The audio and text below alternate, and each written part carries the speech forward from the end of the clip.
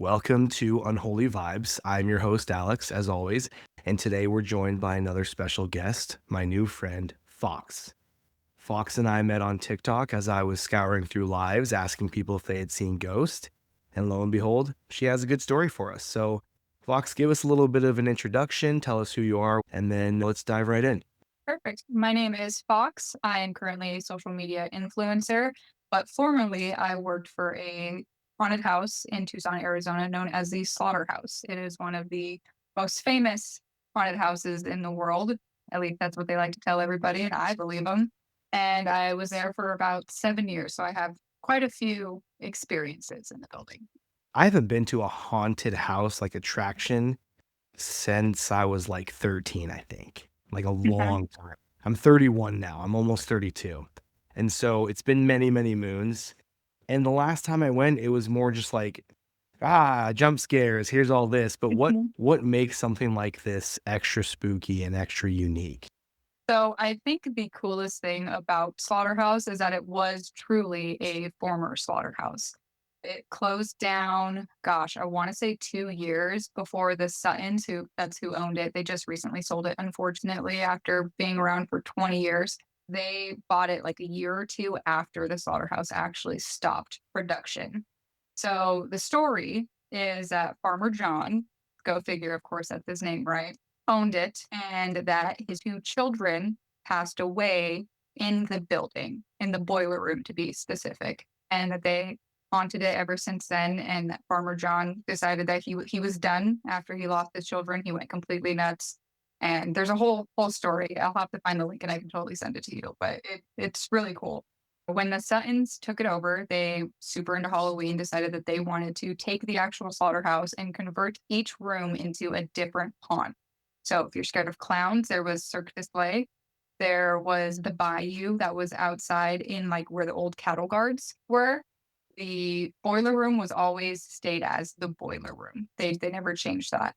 Yeah. And then city meats where they used to hang the actual meat racks. That's what they called city meats. And that is one of the haunts where as long as you sign the waiver, the actors are actually allowed to touch you.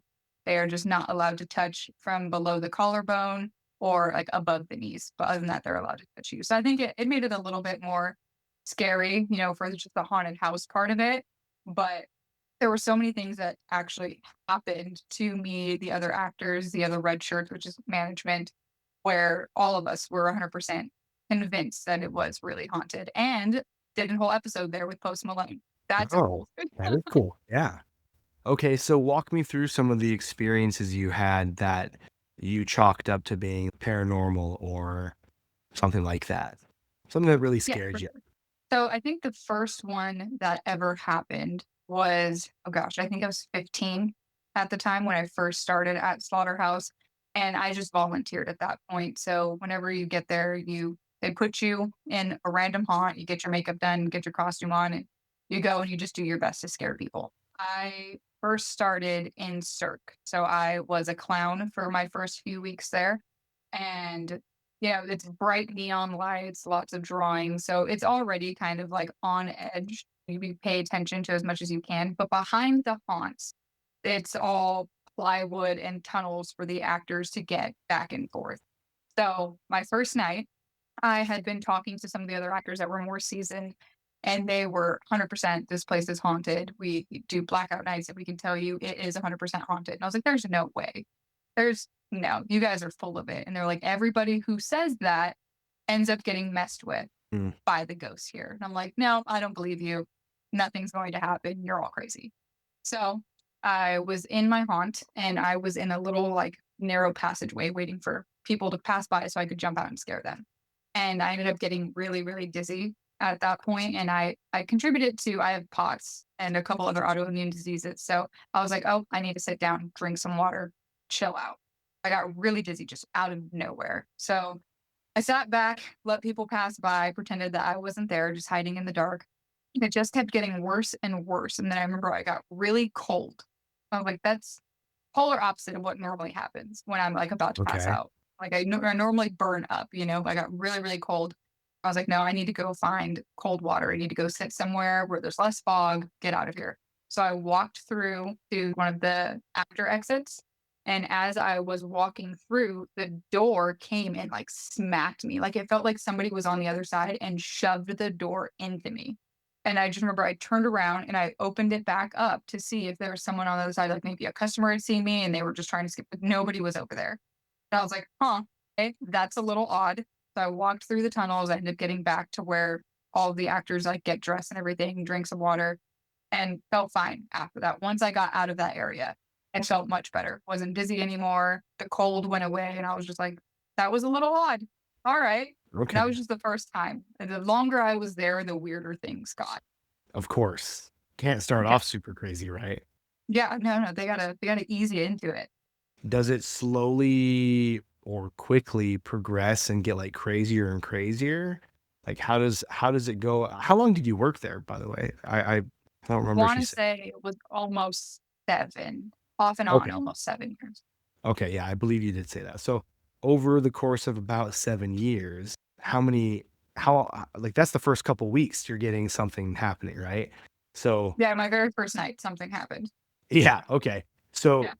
wild, but not so crazy that you're like, "Oh my gosh," like, this you could almost chalk that up to like, "Oh, maybe it was someone," or maybe it was the wind or Yeah. whatever, right? You try and, like, rationalize things like that when they first Mhm. happen, like Oh, so yeah, especially because 'cause I've had just so much random what I would consider ghost experiences in my, like, lifetime or things when I was younger where I was like, "That was probably totally a ghost."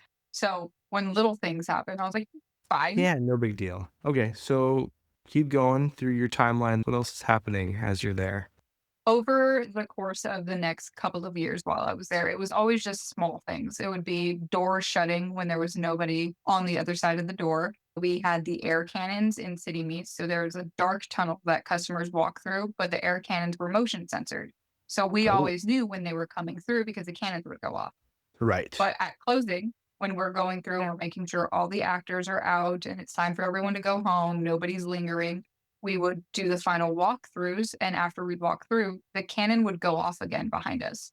Like somebody else was following us through the haunt, but there wasn't anybody. We were the last people in the building, making sure we were fully closed down, locking everything. And the air cannon would go off. Motion Yeah. detectors would go off. The creepiest thing, you always felt like you were being followed. But small things like that, where you're just like, "Okay, cool. We have a friend that's just tagging along with us." We would have other actors or volunteers that would come up and they would tell us that something scratched them. And they would have scratch marks on them and we'd be like, there wasn't anyone else with you, like you didn't run Right. into something. This didn't happen while you were like in the middle of scaring somebody. And nope. Usually it was always just at random. I was standing in my place and it felt like someone scratched me and there was nobody there when I turned around. And I had that Wow. happen to me once. I want to say it was my third year in. I was working we had a haunt called APOC, Apocalypse, and in this haunt, people dress as zombies. You got, like, a laser gun that had, like, CO2 behind it that you get to go in and shoot zombies. The actors had to actually drop to the floor and act like they were dead zombies. I would Uh, go to that. I would 100% go to that. That sounds awesome. it was so much fun. Like, it was great. That was my favorite haunt to work. I was in there the longest. But one night, I was working in the front. I was scanning tickets at the entrance of the haunt. We had been just having people in all night long, and we finally stopped, we took a break, made sure that everyone was getting some water, had a couple people waiting in, like, we had a little wait area where they would come in, and, this guy, Jim, I'd get them prepared before they went and got their weapons, and I had a little desk with my computer, my ticket scanner, and I was just sitting at my desk, and my radio had gone off, and they were letting me know that they were gonna be bringing me, peanut butter crackers down because I was hungry. And I was like, "Okay, perfect, thank you, appreciate it." And then I felt someone, like, tap me on the shoulder, and I turned around, nobody was there. So I was like, "Okay, that's a little weird, whatever." And so I paged Jim, who's a guy who always yells at people and gets them ready. I was like, "Hey, were you just behind me?" And he was like, "No, I'm still in the other room." And I was like, "Okay, that's weird." And he goes, "Why?" And I was like, "Could have sworn somebody just touched my shoulder." And he just laughed. He had been there way longer than me, like a decade longer. So he just laughed. And I was like, "All right, well, that is what it is." We had a couple more people come through, and then they were all sitting there waiting. I had closed the little ticket line while we were letting that group pass through, and then it felt like somebody scratched the shit out of me, and I went over to Jim's area, and I had him look at my back. I had pulled my shirt, and it was from right here below my ear, all the way down to my shoulder. It was just 4 scratch marks, like someone just drew blood. I had blood on me. I had to end up going to get the first aid kit for them to clean it off, and there was nobody Wow. else in the hunt with me. Wow. Yeah. It was it was very, very wild. I remember I was like, "Okay, nope, I need somebody else working in here with me now. I do not wanna be at the front by myself. I don't care if a million customers come through. I need someone else that's gonna be sitting here with me." That's intense. Because 'cause I've heard Yeah. of people getting scratches, but not so hard that there's blood drawn, you know what I mean? Yeah, and it wasn't Um, like, like pouring. It was like as if a yeah, cat, like a cat still, had, yeah. like, scratched me, like a paper cut almost. It was just weird. So it starts off with a little push of the door, you get scratched next. Had other people who'd worked there, had they been experiencing physical interactions like that with scratches? Or was it Oh, yeah. because you'd said, sometimes guests would even get scratches, right? Yeah, the other actors and volunteers, we had guests that would say that they did, but Okay. it was really hard to tell. We would go back and check on cameras, and we had a lot of people that would be, intoxicated coming through. They would trip over their friends, they would push into the walls. So a lot of those were kind of hard to decipher on like what actually happened. But with the actors, we had so many people that would come in and be like, nope, someone was with me, somebody shut the door on me, somebody pushed me, somebody scratched me. And we would go look on the cameras, and they were the only actor in that haunt, or they were, feet away from anybody else. Did you ever catch anything on camera? I never did inside of Slaughterhouse, but I do have friends still that worked there longer than I did and that stayed after. One of my friends, Dylan, he has footage of what he said was a ghost whenever they did a blackout night, and they all stayed the night overnight in the slaughterhouse. And then one of my other friends, Karaya, she says that she's got a couple videos where she's caught some things. So I actually reached out to them before this and had Ooh. asked them if they would send those over to me. They are supposed to be getting them to me ASAP so I can get those sent over to you. Yes, please send those to me, and Yeah. if they wanna come on and talk a little bit too, that's also fine with me. No, I'm sure Karaya would love it. Dylan, if I remember right, I've been seeing one of the videos that he had, I haven't seen since I was 17. So this has been 10 years now. But Dylan, that boy went through it when it came to Slaughterhouse. And I don't know if it's just because he had been there from the very beginning, because he was close friends with the Suttons, he had grown up with them, or what it was. But we called the Slaughterhouse ghost Dougie. And Dougie was famous enough to where we did like actor trophies, you get like best haunt or whatever, was the trophy. I have one of them and it's the shape of Dougie. But Dylan went through it so hard to where we were all convinced that Dougie haunted his car. He had a 98 Honda Prelude, and it didn't matter how many times he replaced the stereo in that thing. It would always just go haywire and start playing the most random music ever every time he was leaving Slaughterhouse. It Interesting. would never do it any other time, only when he was leaving Slaughterhouse, and I think he was harassed by the goats. I don't know what it was about Dylan, but There's a Dougie just had it vendetta. out for him. Yeah, the personal vendetta. Yeah, That is he wild. was mad. He ended up wrecking that Honda Prelude and then got another one, and that's finally the radio issues stopped, but he had also stopped taking the Prelude to Slaughterhouse. That is so funny. Okay, keep going. I know you've got more. I know you've got more. I I do, can tell. I do. Not all of mine are from Slaughterhouse specifically, they were That is just okay. more. Yeah, they're the Life more, in like, general, recent ones. yeah, listen, if you've got some from yesterday, I'll take them. You know what I mean? So, Yeah. anything you've got, I'm ready and willing to listen to.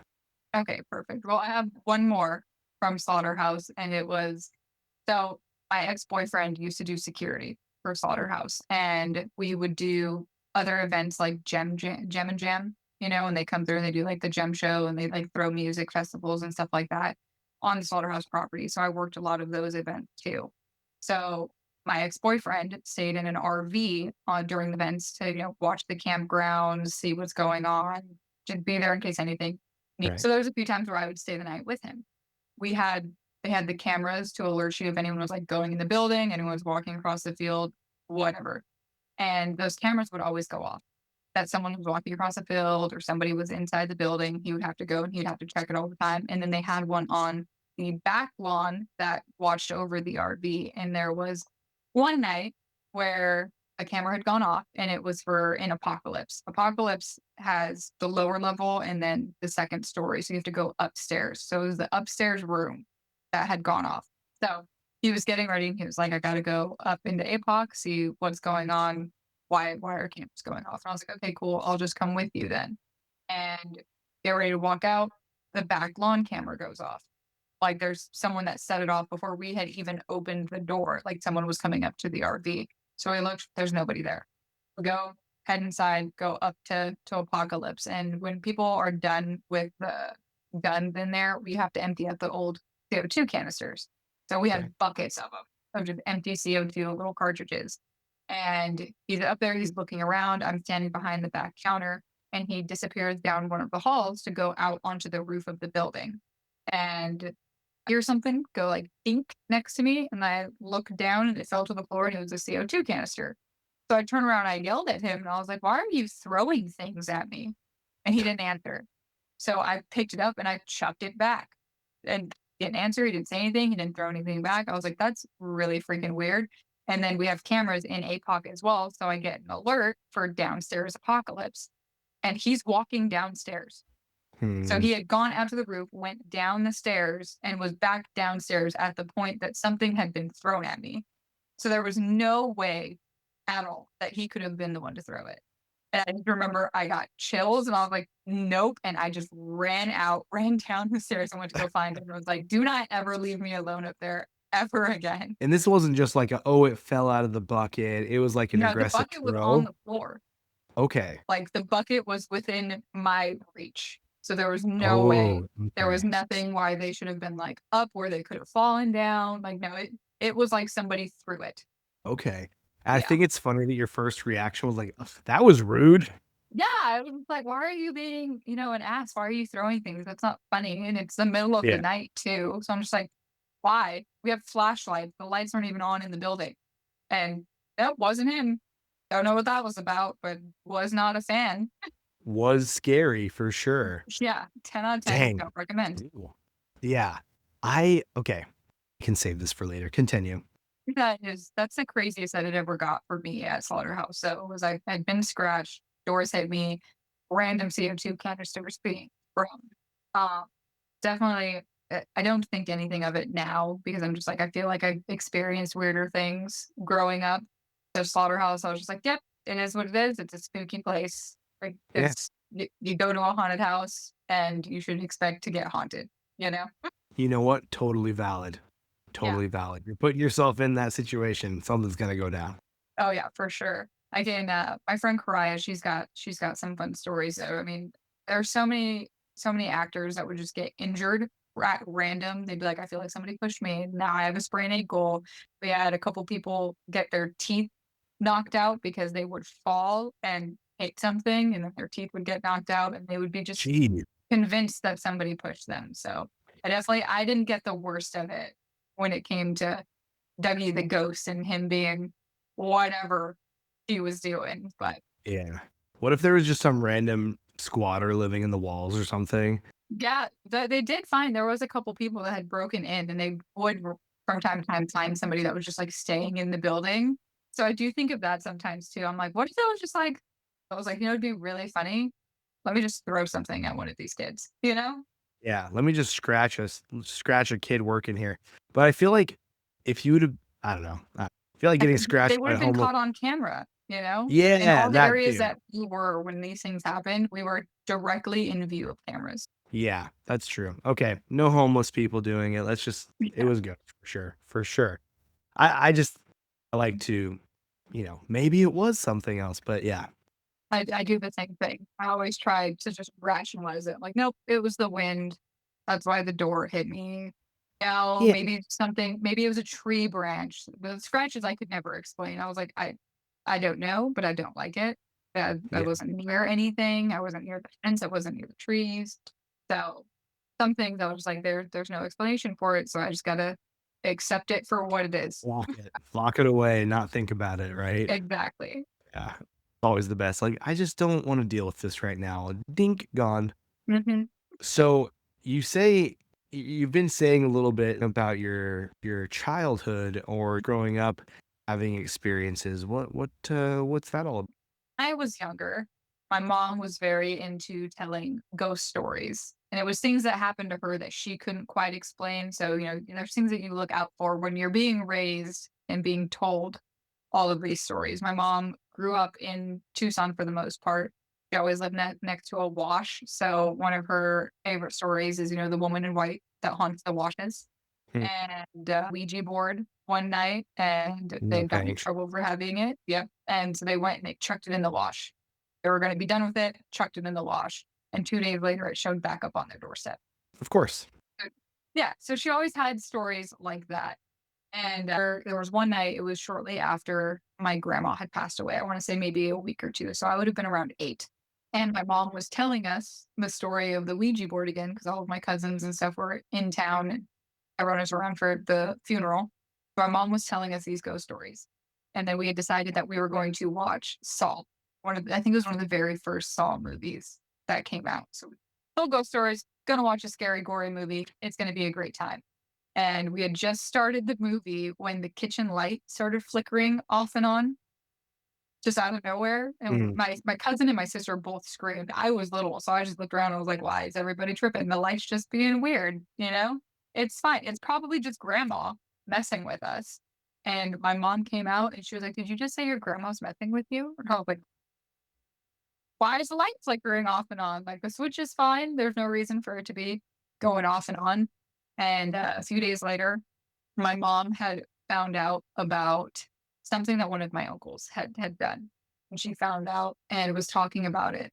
And then the closet rack of my grandmother's closet, she was grandma's house talking about this, the rack just fell. And at that point, there was nothing on it. We were clearing her stuff out. So in the middle of her going off about how dumb my uncle is and this dumb stuff that he's doing, how his mom is probably rolling in her grave and she would never approve of all of this, a closet rack just fell out of nowhere. And I remember my mom was just like, "Nope, I'm done talking about it." Clearly, my mom's not happy about it. We're just done. Grandma doesn't want to talking about this, so we're done talking about it.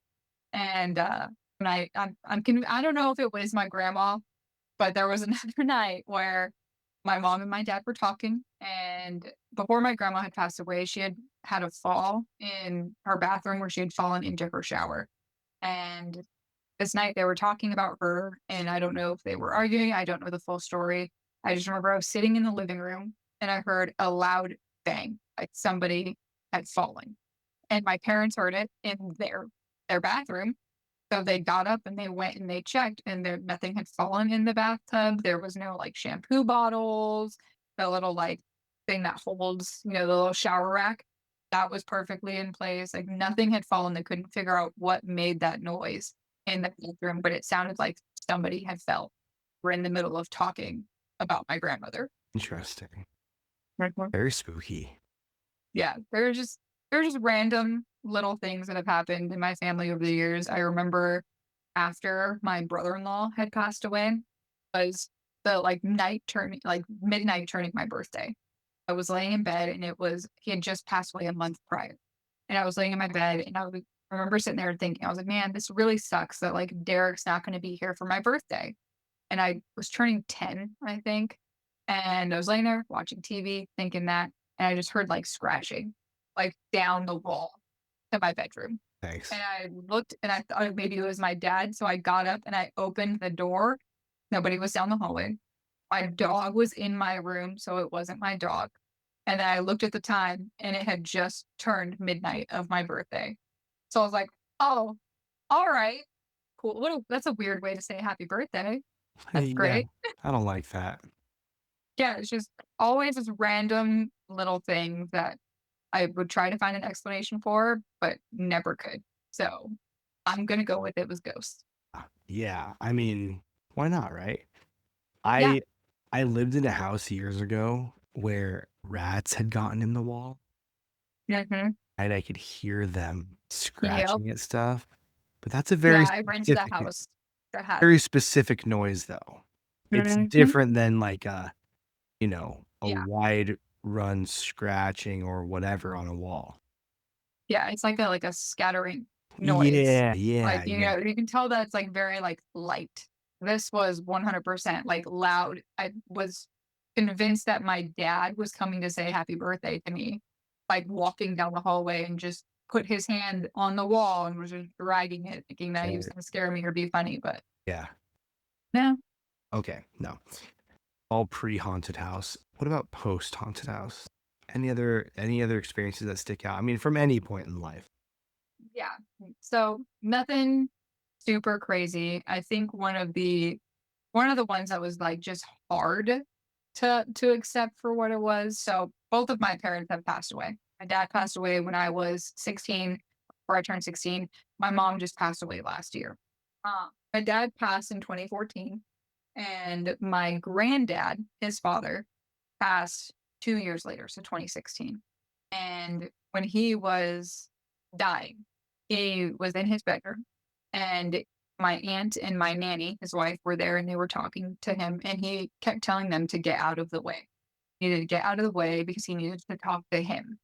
And that's what he kept saying. He needed to talk to him. He needs to talk to him. He's here to see him. And my nanny, who was very religious, mind you, went on and was like, it's Jesus. My granddad said, no, Wayne's here, and was talking about my dad. And he was like, he's here. He's in the corner of the room. You need to get out of the way. I need to talk to him. I need to talk to him. So they were just like, okay, well, I guess that's he doesn't want to talk to us. He's losing his mind. He wants to talk to his son that has been gone for almost 2 years. So they let him be. They came in and they were checking on him throughout the night, and he was convinced he was having conversations with my dad, and my dad was waiting for him in the corner of his room, and that he knew he was going to pass away that night because my dad was there to talk to him. And sure enough, he was gone over the next morning and had told them that his son was there and he was in the corner of the room. Intense. Yeah.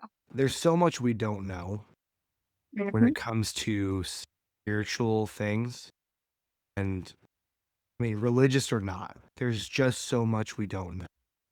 Mhm. And so who's to say he wasn't? I don't know. I think that it could be ghosts. It could also be, your brain in those final moments making something like a happy ending for you. There's so many theories that could go into it. I know that when I almost died, I was convinced that I heard my dad say no, came to on the side of the road and was just like, what?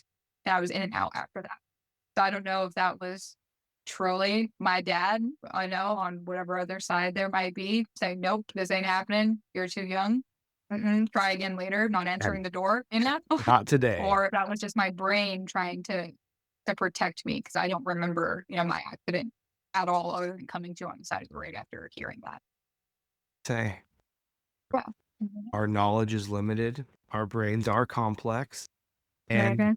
I think no matter what, we'll never fully understand until we do. You know what I mean? Like, Yeah. until we're dead, we won't know for sure. Yeah, it's true. It's true. And I'm not afraid of like dying. I'm just afraid of the after part. That's why I'm like, I'm definitely a ghost person because that's what I want to do. I'm gonna come back and haunt some people. We're gonna have a great time, guys. It's gonna be fantastic. yeah, yeah, why not? A little after party, right? Exactly. You're not getting away from this. No. I like that outlook. So, on that note, did you grow up religious or was your family religious? So I wasn't. And for the longest time, I thought my parents weren't either. I always knew that my nanny in Louisiana was very, very Christian. And like when we went to visit, you have to go to church on Sunday. It don't matter what your beliefs are, you are going. That woman don't want to hear nothing. She had my parents baptize me at 14 years old because she was convinced that I was going to go to hell if I didn't get baptized. So that was interesting because I wasn't raised, my parents didn't really talk religion. It was Mhm. always, my grandparents that did. So when I was 14, I was like, I don't want to get baptized. Like I don't believe in any of that. Yeah. I'm an atheist, was my view. And my mom was like, you don't say that ever. You don't no, you're not atheist. You don't get to say that. And I was like, why do you care? You're not religious. And then that's when I found out that no, my parents were Christian. They just never talked about it. They didn't push it on us kids. They just you're gonna grow up and believe what you're gonna believe unless you say you're an atheist. You can be anything, just not that. Yeah, they're like, "You can be anything other than that one thing." But, yeah, there wasn't It wasn't like a big thing in our household. It was majorly in my grandparents back in Louisiana. They had crosses all over the walls, church every Sunday, sometimes multiple times a week. Like that was my nanny's thing. Yeah. Listen, it works for some and not for others. I mean, Oh yeah. I'm a religious guy myself, and people who listen, they know that. I don't need to say that. But I always find it interesting people's experiences and also like seeing what their beliefs are. And Hmm.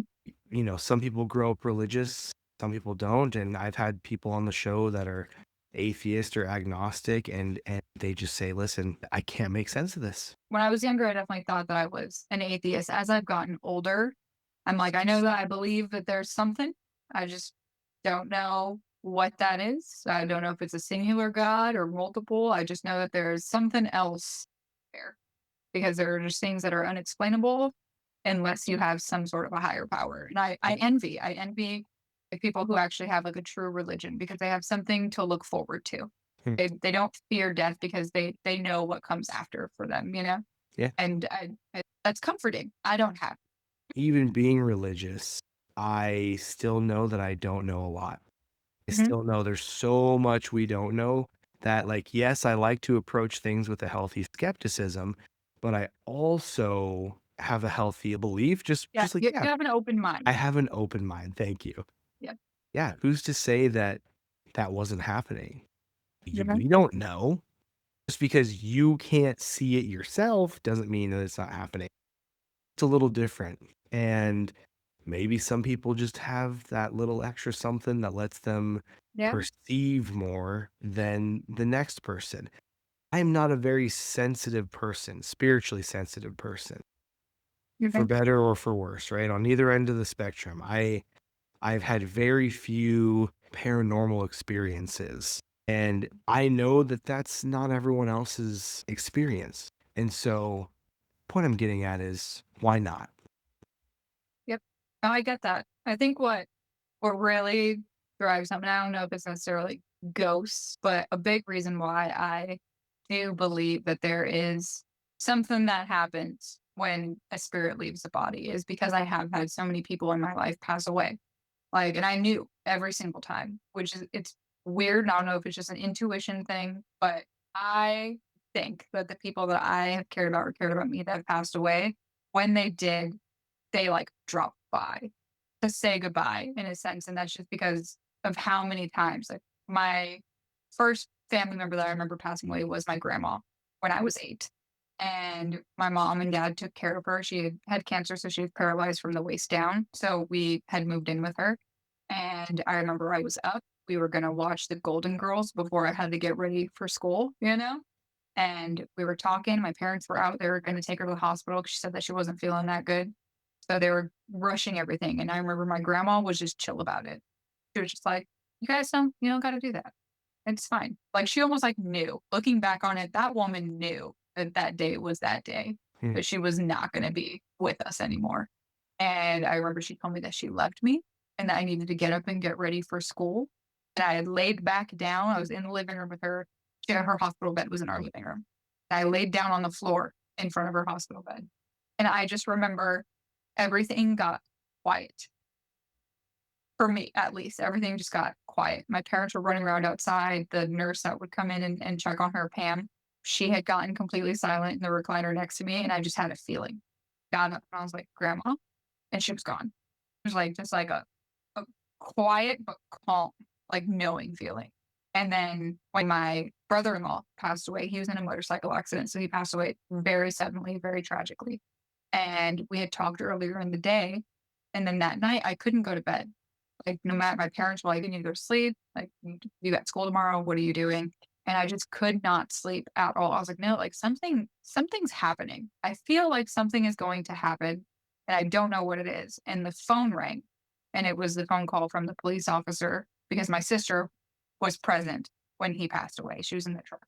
So she had had the police officer call my parents, and it was them notifying my parents that there had been a fatal accident, that Derek was gone. And I remember my mom saying it out loud, and I was just I I knew something was going to happen. And I walked into my other sister's bedroom, woke her up, and I was like, "Hey, Derek's gone." he was in a motorcycle accident and just calmly shut the door. Like, I just had a feeling. I knew it was gonna happen. When my dad passed away, I was in the room as in the hospital room as he passed away. And I remember I was going completely nuts, as any daughter would. I was just losing my mind. And doctors pulled me out of the room and they were trying to bring him back with the paddles. And I watched for a little bit before I finally I turned around. I couldn't watch it anymore. And it was the same, just like feeling hit me. Like the room went silent for me and it was like a calm. And I was like, they're not bringing him back. He's not coming back. And it was 30 seconds later, they called it that nope, he was gone. And I was like, huh. And when my mom passed away last year, I was at work sitting there and I just remember I got really tired and I just had a feeling something was going to happen that day or something had already happened. I should say. I was just like, something's off. I don't get it. Extra tired today. I don't have like the motivation to do anything, but like I don't feel bad. Not having a bad day. It's just a something's going on. And I got the phone call from my husband that my sister had called him and said that he needed to pick me up because they found my mom unresponsive. And that's I knew. I was like, she's not just unresponsive, she's gone. That's what that whole feeling was. That woman is gone. And after seeing, my parents, grandparents, everyone, and seeing what they look like right after they've passed away, you know that spirit's gone. Like it's knowing who the person was before and then seeing them after they've passed. It's weird unless you've seen it firsthand, but you just know that that soul is no longer in there. So I'm Yes. a firm believer that all the weird feelings I've got is in the moments that they passed and they like came by to be like, it's cool, man. Yeah. You can tell something's missing. Yep. And It's hard to explain. I don't know. It's just I've a only feeling. yeah, I haven't had many deaths in my family yet, but I've been to a couple funerals and seeing like an open casket, you go look at a body and you just go, "What is this?" Yeah. When I was younger, I always thought that that was maybe because, like, them being embalmed and Yeah. they never look the same or they've got the makeup put on them. So, of course, they don't look the same. But if you're seeing like parents, like literally right after, I was like, huh, no, you can just tell that that's no longer them. That spirit is somewhere else now. That energy has left that body and that's no longer them. That it was just a vessel. It doesn't look like them. It's weird. It's weird. And that'll do it. I mean, that's enough to like with your whole journey of your belief. That's enough to change someone from an atheist to there's something out there. Everyone's different. When you see something like that, it changes you a little. I'm sorry you've had so many passing in such a short time, but Thank you. I appreciate it. I appreciate you sharing all of these experiences because those are very personal. Those are intense and not scary, but just an instance of something's different, knowing something's going on. Mhm. Call it intuition, call it spirit, whatever. I feel like there's people out there. I've had a couple people before tell me they knew when someone died or did it by grandma when she passed. And Mhm. so, I mean, what more is there to even discuss? It happens all the time to people. You can't explain it, Yep. but And it's feel like until something like that happens, it's just you can't yeah, you can't yeah. describe it. You can't explain it. You just Well, that's really special stuff. So thank you again for sharing. I mean, we come for the spooky vibes. We stay for the fascinating stuff. You know what I mean? yeah. So if you have anything else you want to share, any other crazy experiences, by all means. I did think of one more thing that I think would be fun. Yeah. So while we were talking about the religion half of things, it made me think of I had a best friend throughout high school. We're still pretty good friends now, but her and her mom were Wiccan. Like they did the spells, they had all the whole setup. I don't know exactly what all of it is, so I can't list it all up because I feel like I'll say it wrong and I don't want to be disrespectful. Yeah. But they were very much Wiccan. And Sabrina was her name. And she always joked about throughout her childhood how she had Christy. She was the ghost that followed her mom around and always moved with her mom. And then when Sabrina was born, it became Sabrina's ghost that her mom would tell her that she would wake up in the middle of the night and there would be a woman standing over Sabrina's crib. And so I heard these stories from Sabrina and her mom multiple times, and they were very much, yep, ghosts are real, spirits are real, bad things are real, you know? And there was one time, and we had had like little random things happen to like me and Sabrina would be upstairs in her room and we'd hear the front door open and shut, be like, oh, her mom's home. And nobody would be there. We would be downstairs, hear footsteps upstairs when we were the only people in the house, you know? So we're just like, okay, well, I guess it's Christy. Wild. Cool. Just gonna leave that alone. Multiple times I would go out to pick up Sabrina from the outside of her house because she'd hear something weird and not want to be home alone. But there was one night over the summer, right after my dad passed away, actually. So it was the summer I turned 16. And I had stayed the night. Sabrina got up because she had, I think she was in summer school at the time, or maybe she had a doctor's appointment, but her and her mom were gone. And I remember I woke up just with a weird feeling and her door was open and I like kind of like opened my eyes and I thought that her mom was standing in her bedroom doorway. So like from Sabrina's door, you look down the hall, you could see her mom's bedroom door. So it looked like her mom was standing in the doorway. So I was just like, "Oh, okay. They must be back. Great." And I closed my eyes again and I didn't hear anything. And Sabrina never came into the room. So I was like, home, like Sabrina would have come and like woken me up. You know, she would have been like, what are you doing? You want to eat or something? You know, she always did. So I remember I just like opened my eyes again and nothing was there. So I called Sabrina and I was like, what are you guys doing? Are you guys like back outside or something? And she's like, what are you talking about?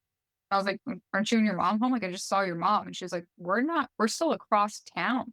What do you mean? And I was like, there's somebody in your house, dude. What do you mean? What do I mean? I can't go downstairs because I have to walk past that room to go downstairs. There's somebody, call the cops. There's somebody in this house. And her mom was like, there's nobody in the house. The doorbell never went off. I would know if somebody was in my house. I was just like, nope, stay on the phone with me. And I grabbed my stuff and I went downstairs. I went and sat outside until they got home. I was terrified because it looked like it was her mom just standing in the doorway, waiting, like looking towards the stairs. So I thought she was waiting for Sabrina to come upstairs. I don't like that. I do like that. Nope, I wasn't a fan either. Yeah, I was like, don't ever leave me in your house alone again. I can't even. So again, I'm not like sensitive to these things. I've never had that kind of thing where it's like I see a person. I have friends who have, and I'm like, how do you even do that? Because I have a buddy who, for a while, he was seeing something like all the time. Mhm. It would drive me insane, I feel like. Or maybe you get used to it. I don't know. Sounds like they were just used to it. Yeah, she just accepted it for what she said that it never seemed like it was going to hurt her. So she took it as that this Christy, as she called her, was protecting her. And then when she had Sabrina, she was protecting Sabrina. She never took it as like a bad omen or like a bad go and nothing like that. But she just like, no, I trust it. I was like, oh, well, I don't because it just popped up while I was sleeping. That's weird. Yeah, yeah. I don't know this ghost like you do, lady. Like, just Yeah. not I'm on like, the same. I'm not comfortable with it watching me while I sleep. That's weird. Stop Yeah, it. yeah. Weird. Yes. Are there any other experiences you want to share before we wrap up, or you think you got all the goodies? No, I think I got all the good ones. Okay. Excellent. Hey, I'm happy if you're happy. This is really good stuff. And I again, I'm honored that you came on and shared these personal stories. So thank you. Thank you. Thank you. Thank you. And I am so excited to share this with the peoples. Is there anything you want to plug before we wrap up? Any socials you want people to check out or follow? Anything like that? You can just put my TikTok or my Instagram out. My TikTok's the big one that I primarily use. And then I don't know if since you were living in Arizona, if you have friends in Arizona still that like follow your podcast, but this year is Slaughterhouse's final year. So if anybody wants to go check it out, now is the time to do that. It will not be back. The Suttons are selling it, and I think it's getting turned into a hotel. Oh, oh no. Haunted hotel. Let's go. It's Yeah, gonna be I think they're haunted. gonna demolish the building, and that's gonna be interesting. Okay, when you demolish a haunted place, where do you think that stuff goes? I mean, if you build on top of somewhere haunted, I feel like the haunting just kinda seeps in through the floor, you know? Like, Yeah. you gotta Yeah, I'm have like, it. it's in the air. You can't get rid of it. Yeah, yeah, it's there now. But just a little bit of housekeeping for the unholy vibes. Everyone, if you've been listening, you know, and if it's their first time, I'm gonna tell you. I am in this for the love of the game. I like scary stories. I'm fascinated by them, and I will never be able to get enough. Please share this episode and other episodes with someone. Share this, like it, whatever, review, all that stuff. But really, I want to spread the word so that way I can get more people reaching out to me with good stories. So please, if you have a story, you know where to find me. DM me on Instagram or TikTok at Unholy Vibes Pod, or you can email unholyvibespod@gmail.com. Thank you so much for coming on the show. You've been tremendous, and I'm looking forward to those videos that your friends are going to send you. So Yes. uh, we'll be in contact. I love you guys. You're great. This has been Unholy Vibes. Stay spooky, and we'll see you next time.